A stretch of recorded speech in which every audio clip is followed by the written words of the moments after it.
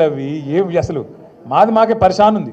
సబితక్క ఇవాళ కాదు, ఇప్పుడే సత్యక్క చెప్పినట్టు సబితక్క రేవంత్ రెడ్డి గారు జెడ్పీటీసీ కాకముందే మంత్రి అయిన మరి సీనియర్ నాయకురాలు.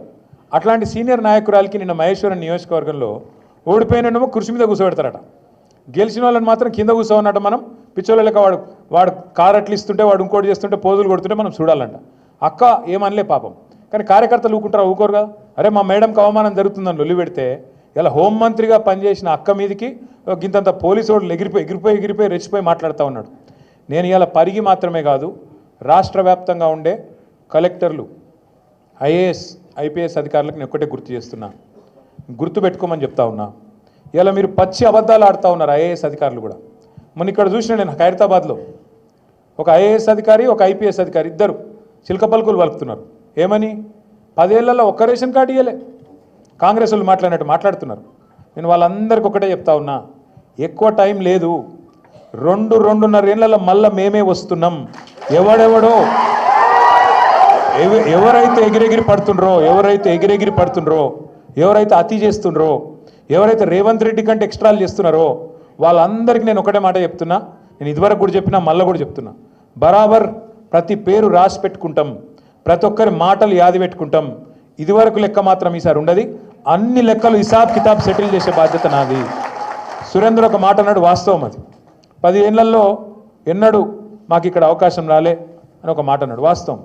10 ఏళ్ళు మేము ప్రభుత్వాన్ని నడిపినాం, రాష్ట్రాన్ని నడిపినాం. అంటే కొత్త రాష్ట్రం, కష్టపడి తెచ్చిన రాష్ట్రం, పిల్లగాళ్ళు చచ్చిపోతే వచ్చిన రాష్ట్రం, కేసీఆర్ నాయకత్వంలో కొట్లాడి తెచ్చుకున్న రాష్ట్రం. ఇటువంటి రాష్ట్రంలో ఇల్లు చక్కదిద్దుకున్నట్టు మరి కొత్త సంసారం, కొత్త కాపురం కాబట్టి బ్రహ్మాండంగా చేయాలి.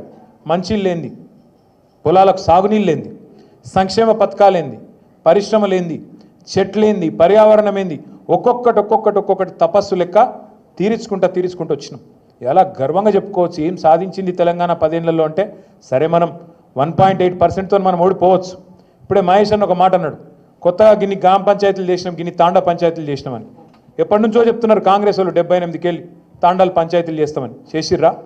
మళ్ళీ కేసీఆర్ వచ్చినాకనే బ్రహ్మాండంగా ఇవాళ 3400 తాండాలు, పల్లెలు, పంచాయతీలు అని చేసుకున్నాం. అట్లాగే కొత్త మండలాలు చేసుకున్నాం. మీ మహమ్మదాబాద్ కూడా అయింది కదా, చౌడాపూర్ అయింది, మహమ్మదాబాద్ అయిందా లేదా? రెవెన్యూ డివిజన్లు చేసుకున్నాం, కొత్తగా జిల్లాలు చేసుకున్నాం. వికారాబాద్ జిల్లా కావాలని ఎప్పటి నుంచి ఉండే మీకు కళ? ఇవాళ ఇక్కడికి వచ్చినాం, చాలా దూరం వచ్చినాం అంటున్నారు. ఒకప్పుడు రంగారెడ్డి కలెక్టరేట్ ఎక్కడుండే? హైదరాబాద్లో లగ్డికాపుల్లు ఉండే. మరి ఇవాళ ఏడుంది మీ కలెక్టరేటు? వికారాబాద్లో మీ కూతవేటు దూరంలో ఉన్నది. అంటే ఇవన్నీ కేసీఆర్ చేయలేదా?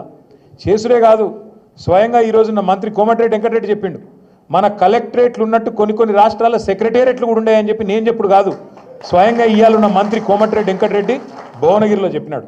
అద్భుతంగా కొత్త పంచాయతీలు, కొత్త తాండాలు, కొత్త మండలాలు, కొత్త రెవెన్యూ డివిజన్లు, కొత్త కలెక్టరేట్లు, ఐఏఎస్ ఐపీఎస్ అధికారులు మీకు అందుబాటులో. మీరు యాడిగో 100 కిలోమీటర్లు పోయి అక్కర లేకుండా మీ గడప ముంగటికి పాలన తెచ్చిన నాయకుడు కేసీఆర్ గారు. అది మాత్రమే కాదు, ప్రతి గ్రామంలో భారతదేశంలో ఎక్కడ కూడా లేదు ఇవాళ మన దగ్గర ఉన్న పరిస్థితి.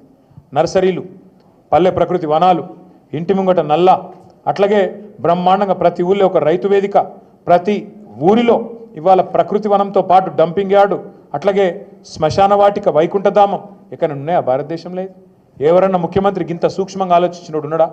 పల్లె ప్రగతి, పట్టణ ప్రగతి ఇంత పెద్ద ఎత్తున ఆలోచించి ఇవాళ ఈ వర్గం ఆ వర్గం అని కాదు, రైతులు కడుపులో పెట్టుకుని చూసుకున్నారు కేసీఆర్ గారు. 24 గంటలు కరెంటు వ్యవసాయానికి ఉచితంగా ఇచ్చిన ముఖ్యమంత్రి భారతదేశంలో ఎవరైనా ఉన్నారా? స్వాతంత్రం వచ్చినాక ఒక్కడు కేసీఆర్. 73,000 కోట్ల రూపాయలు రైతుల ఖాతాల్లో 11 విడతల్లో జమ చేసిన నాయకులు ఇంకెవరైనా ఉన్నారా భారతదేశంలో ఇప్పటి వరకు? కేసీఆర్ తప్ప. మరి నేను అడుగుతా ఉన్నా, ఇవాళ తప్పెవరిది? మనది, కార్యకర్తలది. సార్ పనిచేసిండు, కానీ ప్రజలకు అర్థమయ్యేటట్టు చెప్పుట్లో మనం ఫెయిల్ అయినాం, మనం విఫలమైనాం. ప్రజలకు మనం చెప్పుకోలే, వికారాబాద్ జిల్లా చేసినామని చెప్పుకోలే, బ్రహ్మాండంగా కొత్త పంచాయతీలు చేసినామని చెప్పుకోలే, తాండాలకు మరి ఇవాళ 6 నుంచి 10% రిజర్వేషన్ గిరిజనులకు పెరిగిందని మనమే చెప్పుకోలే. ఏ రకంగా ఇవాళ తెలంగాణలో 10 ఏళ్లలోనే ఎన్ని విషయాల్లో మనం ముంగటికి పోయినామో చెప్పుకోలేకపోయినాం. అవతలోడు ఏం చేసిండు, దాన్ని అండగా పెట్టుకుని మనం చెప్పుకోలే. అవతలోడు వచ్చి ఆశ చూపెట్టిండు. కేసీఆర్ 2,000 ఇస్తుండా, నేను 4,000 ఇస్తా. కేసీఆర్ లగ్గానికి 1,00,000 రూపాయలు ఇస్తుండా, నేను మీదికెళ్ళి తులం బంగారం ఇస్తా. కేసీఆర్ ఇచ్చే 1,00,000 రూపాయలు పెళ్ళి అయిపోయినాక, లగ్గం అయిపోయినాక 2 నెలలకు వస్తున్నాయి, అదే నేను వచ్చినా అనుకో, నువ్వు పత్రిక పెట్టుకో, పత్రిక పెట్టుకున్న రోజే నీకు మళ్ళా కులం బంగారం వస్తుంది, ₹1,00,000 వస్తాయి. ఇట్లా కథలు చెప్పే వరకు పాపం నమ్మిండ్రు, నమ్మి ఇవాళ బాధపడతా ఉన్నారు. మీరు నేను మనందరం కార్యకర్తలుగా మనందరం చేయాల్సింది ఒకటే పని. ఎందుకంటే అధికారం కోసం ఇంకో దానికోసమో కాదు. సరే కేసీఆర్ గారు మళ్ళీ గెలిస్తే ముఖ్యమంత్రి అవుతారు. ఆయన ఇప్పటికే 10 ఏళ్ళు ముఖ్యమంత్రి చేసిండు. ఆయనకేం కొత్త పదవి కాదు, ఆయనకేం కొత్త పదవి రాదు.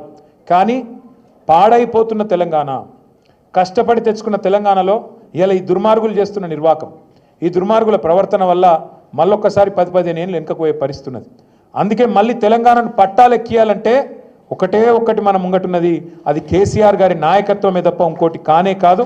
అందుకే కార్యకర్తలుగా మీరు నేను అందరం కలిసి పనిచేద్దాం. ఏమేం పాడైపోయింది అని మీరు అడగచ్చు. ఒక్కటే మాట నేను అడుగుతా ఉన్నా, మీరు చెప్పండి నాకు. పరిగిలో మీ వికారాబాద్ జిల్లాలో కేసీఆర్ ఉన్నప్పుడు భూముల ధరలు ఎట్లున్నాయి, ఇవాళ ఎట్లున్నాయి? పెరిగినాయా తగ్గినాయా? బాగా పెరిగినాయా మీ దగ్గర? అంటే ముఖ్యమంత్రి నియోజకవర్గం పక్కనే ఉన్నారని బాగా పెరిగినాయా? మీ కొడంగల్ పెరిగినాయా బాగా? ఒక్క పరిగి కొడంగల్ కాదు, రాష్ట్రంలో ఎక్కడ కూడా ఇలా ఏ ఒక్క మనిషి కూడా సంతోషంగా లేడు. మీరు రైతుల కాడికి పోండి, రైతులు చెప్తున్నారు, ఖుల్లా చెప్తున్నారు, అన్న మోసం జరిగిపోయింది, తినే పల్లెంలో అన్నంలో మన్ను పోసుకున్నట్టు అయిపోయింది, మంచిగుంటిమి, రైతు బంధు వస్తుండే, రైతు బీమా వస్తుండే, టైంకి ఎరువులు దొరుకుతుండే, విత్తనాలు దొరుకుతుండే, పండించిన పంటకు గిట్టుబాటు ధర ఉంటుండే, పైసలు టైంకి పడుతుండే, మంచిగా పొక్తాగుంటిమి, కళ్ళల కాడికి వచ్చి వడ్లు కొనుక్కపోదురు. ఇలా ఏం పరిస్థితి వచ్చింది? కొనటోడు లేడు, టైంకి ఎరువులు దొరకాయి. మళ్ళీ ఇప్పుడైతే మల్లేష్ గారు చెప్పినట్టు చెప్పులు లైన్లో చెప్పులు పెట్టుకొని ఇవాళ మళ్ళొక్కసారి ఆధార్ కార్డులు పెట్టి, ఆధార్ కార్డు ఎగిరిపోకుండా దాని మీద బండ పెట్టి ఇంత కథ చేసే పరిస్థితి మళ్ళీ వచ్చింది. ఆనాటి రోజులు తెస్తారంటే నిజంగానే తెచ్చిండన్న వీడు, ఇదివరకు అప్పుడు ఎట్లున్నానో మళ్ళీ గదే రోజు వచ్చింది అని ఇలా రైతులు మొత్తుకుంటా ఉన్నారు. 2 లక్షల రుణమాఫీ అన్నాడు, 2 లక్షల రుణమాఫీ అన్నాడు. ఇక రుణమాఫీ కథ ఇప్పుడే అక్క చెప్పింది, చారాన కొడికి బారాన మసాలా అని గట్లనే ఉన్నది. 50,000 కోట్ల కాడ మొదలైంది రుణమాఫీ కథ. బ్యాంకులలో నిలిచి మీటింగ్ పెడితే వాళ్ళు చెప్పారు,